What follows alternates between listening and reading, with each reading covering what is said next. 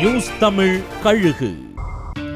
யார் என்ன பேசினாலும் நாம திமுக கூட்டணியில தான் இருக்கணும்னு முடிவெடுத்திருக்கான் ஒரு திமுக கூட்டணி கட்சி.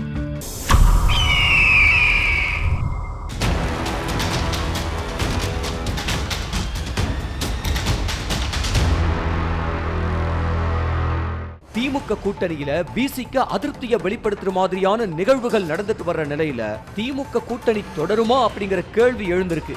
இதுக்கு முதல் ஆளா என்ன நடந்தாலும் திமுக கூட்டணியில தான் இருக்கணும்னு முடிவெடுத்திருக்கா மதிமுக.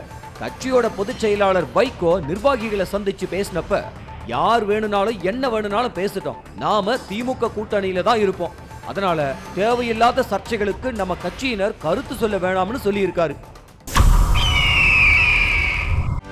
செய்திகளை உடனுக்குடனும் துல்லியமாகவும் தெரிந்து கொள்ள சப்ஸ்கிரைப் பண்ணுங்க.